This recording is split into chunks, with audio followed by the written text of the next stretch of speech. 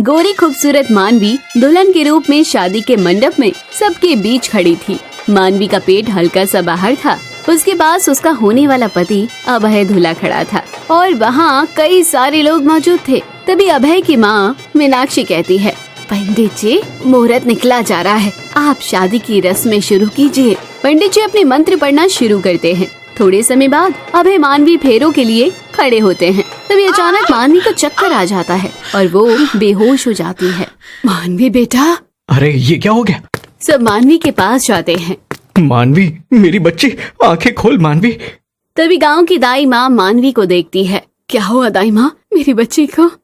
मानवी गर्भवती है, ये माँ बनने वाली है। ये सुनकर वहाँ खड़े सभी सदस्यों का मुंह खुला का खुला रह जाता है। क्या प्रेग्नेंट है? मानवी प्रेग्नेंट है।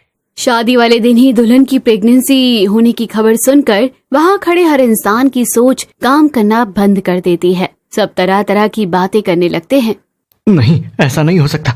मेरी बच्ची गर्भवती कैसे हो सकती है? इसकी तो अभी शादी भी नहीं हुई है। लक्ष्मण, हमसे इतनी बड़ी बात छुपाई तूने।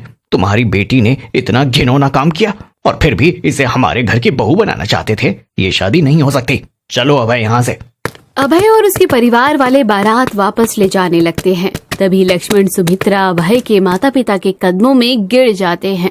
गोपाल भाई, ऐसा ना कहिए, ये शादी तोड़कर मत जाइए गोपाल भाई। मेरी बच्ची की जिंदगी बर्बाद हो जाएगी बहन। मैं आपके पैर पड़ती हूँ, ये शादी तोड़ के मत जाइए। अचानक आए इस तूफान ने आज एक माता पिता को अपनी ही बेटी के होने वाले ससुराल वालों के कदमों में गिरा दिया। पूरे गांव में हवा की तरह ये खबर फैल जाती है कि शादी वाले दिन ही एक दुल्हन गर्भवती निकली।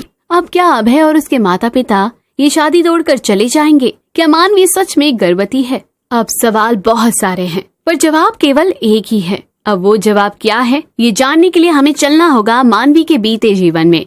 मानवी, अब तुम्हारी पढ़ाई पूरी हो चुकी है ना, तो अब तुम घर में रहकर अपनी माँ से घर गृहस्थी चलाना सीख लो, क्योंकि शादी के बाद तुम्हें यही सब तो करना है। जी, हमारी बच्ची तो लाखों में एक है। इसमें सर्वगुण संपन्न सारे गुण हैं। इसे कुछ सिखाने की जरूरत नहीं है। माँ बाबा, मुझे 2 साल का कोर्स और करना है और ये कोर्स करते ही मुझे डिग्री मिल जाएगी। मुझे ये कोर्स करने दीजिए ना बाबा। अब इतनी सारी पढ़ाई तो कर ली है ना बेटिया तूने, फिर अब और पढ़ाई करने की क्या जरूरत है? हाँ मानवी, अब तुम कोई पढ़ाई नहीं करोगी। शादी के बाद तो तुम्हें चूल्हा चौका ही संभालना है ना, तो क्यों पढ़ाई में अपना समय जाया करना? भाई, आप जब सबने मुझे इतनी पढ़ाई करने दिया तो केवल 2 साल की तो बात है। इन 2 सालों में मेरा जीवन ही बदल जाएगा भाई। मानवी अपने माता पिता से मिन्नतें करने लगती है। तभी बेटी की खुशी के खातिर लक्ष्मण सुमित्रा मानवी को आगे पढ़ाई करने की अनुमति दे देते हैं, जिसके बाद कुछ ही दिनों में मानवी आगे की पढ़ाई करने के लिए शहर चली जाती है और वही कॉलेज हॉस्टल में रहने लगती है। अब धीरे धीरे समय बीतने लगा। अब पढ़ाई के साथ साथ मानवी को शहर में रहने वाले अपने क्लास के एक लड़के अरुण से प्यार हो जाता है और मानवी अरुण के प्रेम में फंस जाती है। कुछ महीनों बाद एक दिन अरुण और मानवी कॉलेज के पार्क में बैठे थे।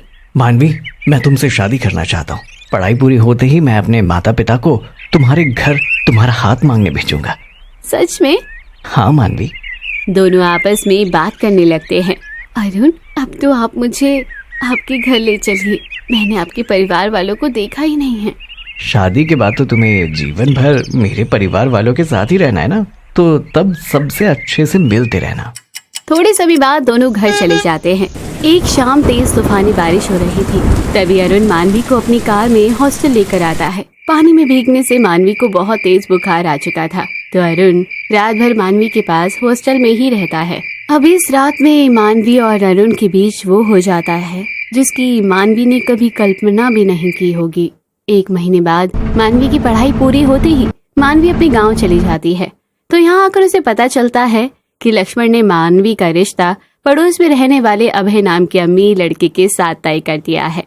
बिटिया, अभय और उसके माता पिता बहुत अमीर हैं और वो तुम्हें अपने घर की बहू बनाना चाहते हैं। बिटिया, देखना तुम अपने ससुराल में राज करोगी।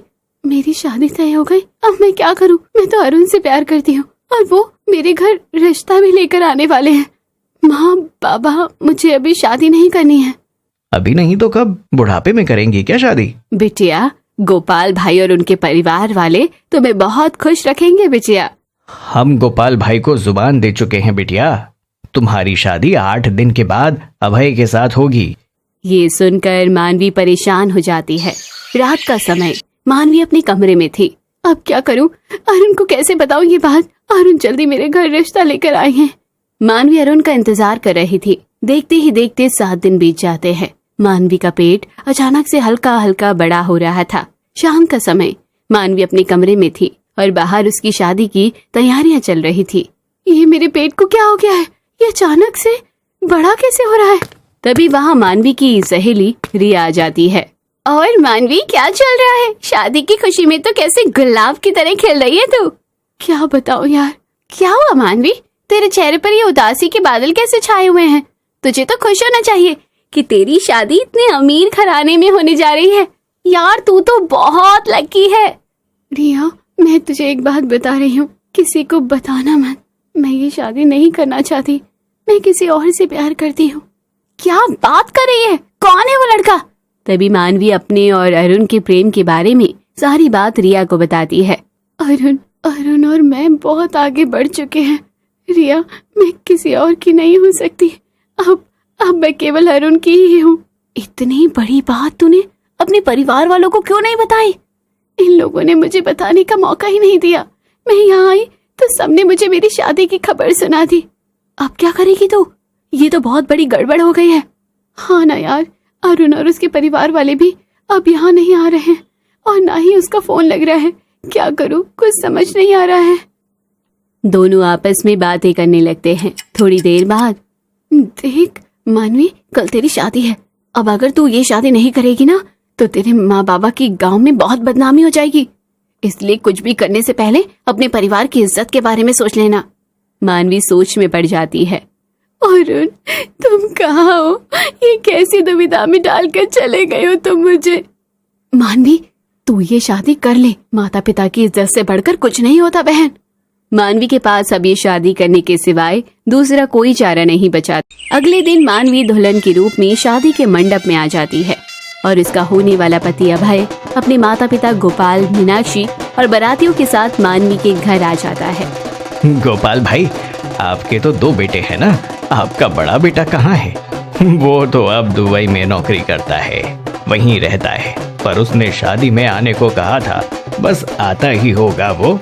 तभी शादी की रस्में शुरू हो जाती हैं। जब मानवी और अभय के फेरे होने लगते हैं तभी मानवी अचानक से बेहोश हो जाती है और दाई माँ जब उसे चेक करती है तो मानवी प्रेग्नेंट थी।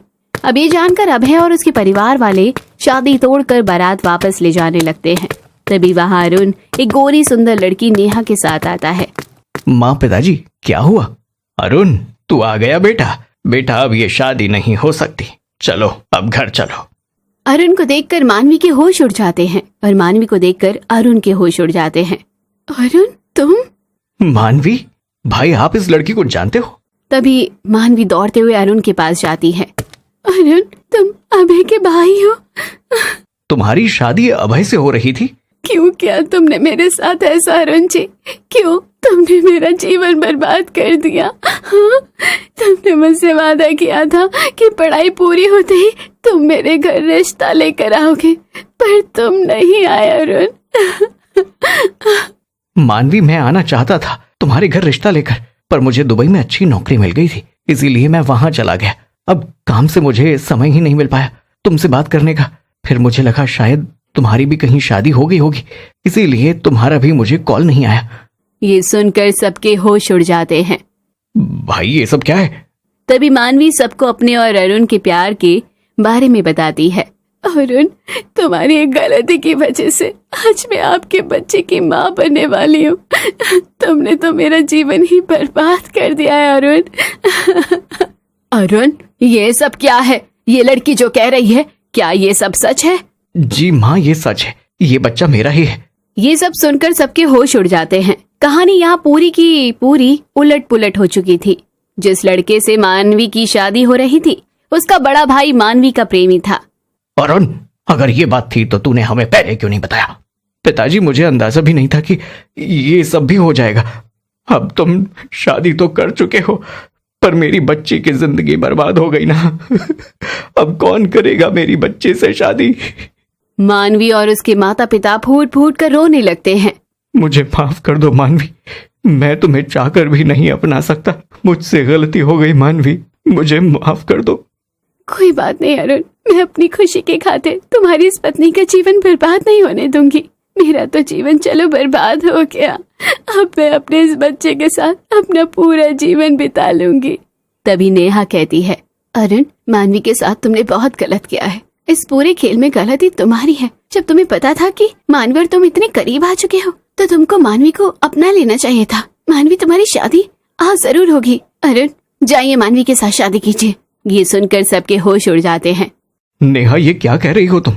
जी हाँ, मैं ठीक कह रही हूँ अरुण। जब आप 2 लड़कियों से प्यार कर सकते हो तो 2 लड़कियों को अपना जीवन साथी क्यों नहीं बना सकते? मानवी और मैं दोनों हमेशा साथ रहेंगे। ये सुनकर सबकी आंखों में आंसू आ जाते हैं। उसके बाद नेहा खुद मानवी और अरुण की शादी करवाकर मानवी को लेकर अपने साथ अपने ससुराल आ जाती है और अपनी सौतन और अपने पति के साथ हंसी खुशी अपना जीवन आगे बिताने लगती है।